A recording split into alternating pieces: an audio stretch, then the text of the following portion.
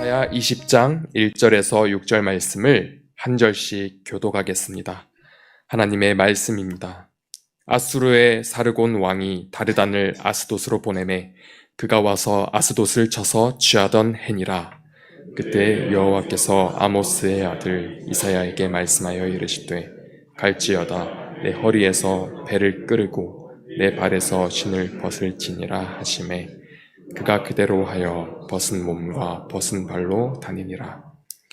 여호와께서 이르시되 나의 종 이사야가 3년 동안 벗은 몸과 벗은 발로 다니며 애굽과 구스에 대하여 징조와 예표가 되었느니라.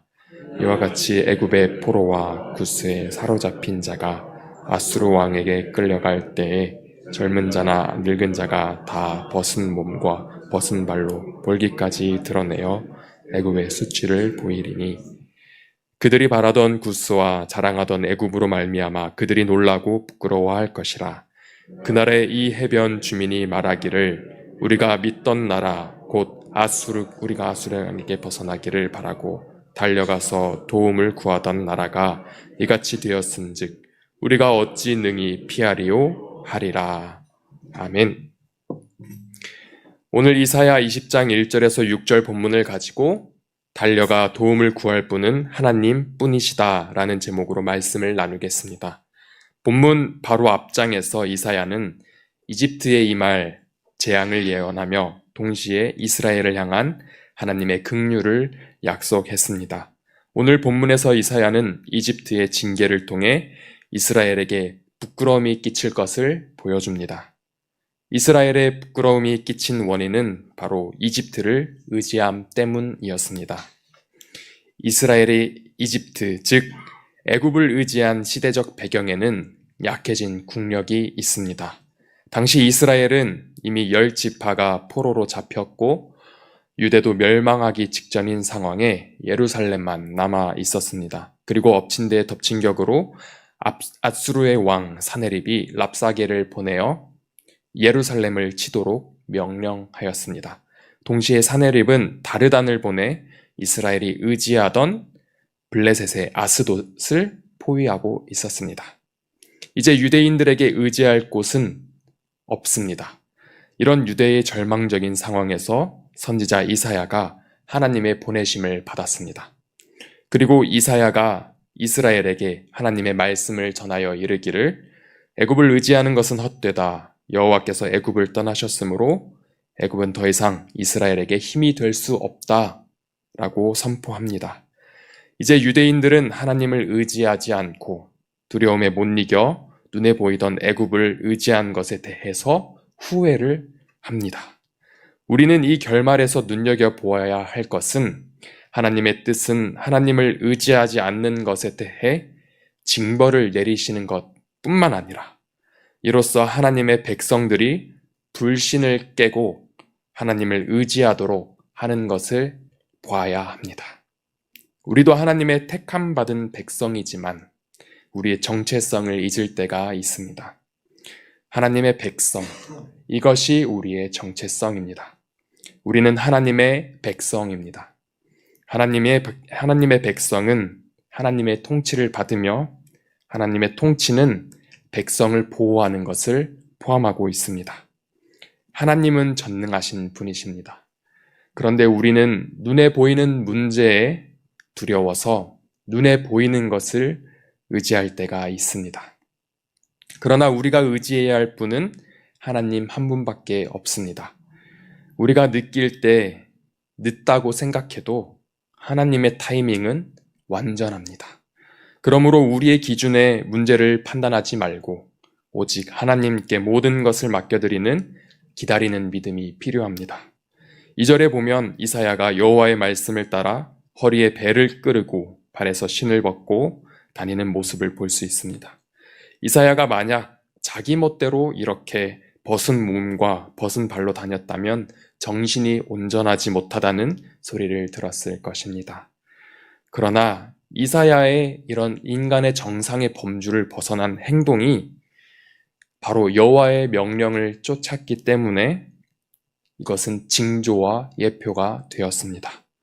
이사야의 이런 행동은 애굽인과 구스인이 아수르에게 패하여 종으로 끌려갈 때 바로 이사야가 취한 지금의 모습대로 끌려갈 것이라는 것을 상징하고 있는 것입니다. 그리고 여호와의 말씀을 온전히 따랐던 이사야를 향하여 여호와께서 이르시되 나의 종 이사야라고 부르고 있습니다.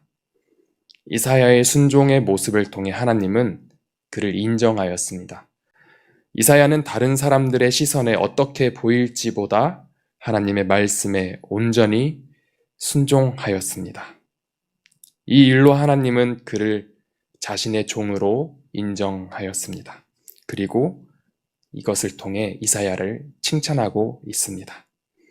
사무엘상 15장 22절에는 순종이 제사보다 낫고 듣는 것이 수장의 기름보다 나으니라 라고 말씀하고 있습니다.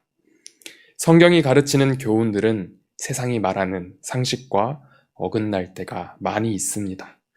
이것은 오히려 우리가 얼마나 하나님과 다른 삶, 즉 죄악된 인생을 살고 있는 것을 반증하고 있는 것입니다. 그래서 하나님의 뜻대로 사는 것이 상식에 맞지 않아 따르는 것이 쉽지 않을 경우가 상당히 많음을 알 수 있습니다. 그럼에도 불구하고 하나님의 말씀에 순종하는 믿음이 필요합니다. 4절과 5절에 보면 이스라엘이 하나님보다 의지하던 애굽과 구스가 아수르에 패망하여 포로로 사로잡혀 갈 것을 예언하고 이로써 이스라엘이 충격에 빠지고 스스로 부끄러워질 것이라고 말하고 있습니다. 5절에 보면 그들이 바라던 구스와 자랑하던 애굽이라는 표현이 있습니다. 이는 유대인의 잘못을 지적하고 있는 것입니다.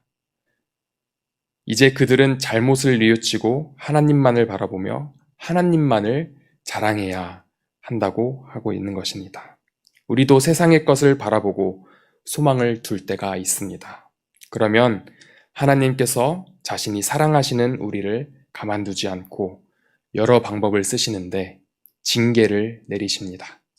하지만 징계가 절망이 되지 않는 이유는 결국 우리를 회복시키고자 하시는 하나님의 뜻이 담겨 있기 때문입니다. 징계를 통해 회복되어 하나님만을 바라보아야 합니다. 마지막으로 6절에 해변 주민이 나옵니다. 이 해변 주민은 섬 사람이라고 바꿔 말할 수 있는데 섬이라고 표현한 것은 모든 나라로부터 갈라놓아진 것으로 해석할 수 있습니다. 이 섬 주민은 예루살렘과 온 유대를 칭하며 이들에게 하나님 외에는 소망이 없음을 전하고 있습니다.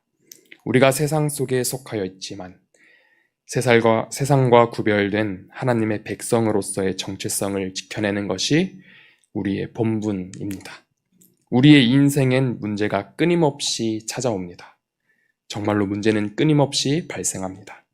그런데 이 문제들을 하나님의 말씀에 순종하면서 해결해야 합니다. 세상이 하는 대로 따라하면 안 됩니다. 세상의 원리는 이기적으로 해결되는 경우가 많이 있습니다. 그러나 우리의 해결 방법은 결국 하나님 나라를 확장해 나가면서 끝이 나야 합니다. 그러므로 우리의 도움을 세상이 아니라 하나님께만 두어 하나님 말씀에 순종하는 자세를 늘 잊지 않기를 소망합니다. 기도하겠습니다. 하나님, 오늘 말씀을 주시니 감사를 드립니다.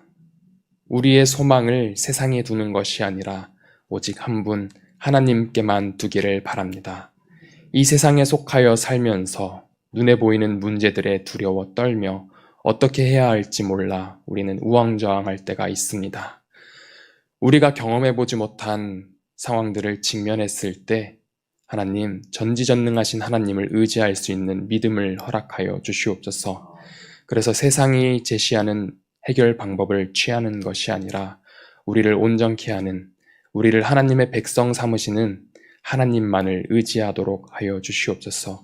오직 하나님께만 찾아 나아가 우리의 모든 문제들을 내어놓고 그 안에서 평안을 얻는 믿음이 있는 우리 여세중앙교회 영가족들이기를 바라면서 모든 말씀 이루어 주실 줄 믿고 의지하며 예수님의 이름으로 기도드리옵나이다. 아멘. 하늘에 계신 우리 아버지여, 이름이 거룩히 여김을 받으시오며 나라가 임하시오며 뜻이 하늘에서 이루어진 것 같이 땅에서도 이루어지이다. 오늘 우리에게 일용할 양식을 주시옵고 우리가 우리에게 죄 지은 자를 사하여 준 것 같이 우리 죄를 사하여 주시옵고 우리를 시험에 들게 하지 마시옵고 다만 악에서 구하시옵소서. 나라와 권세와 영광이 아버지께 영원히 있사옵나이다. 아멘.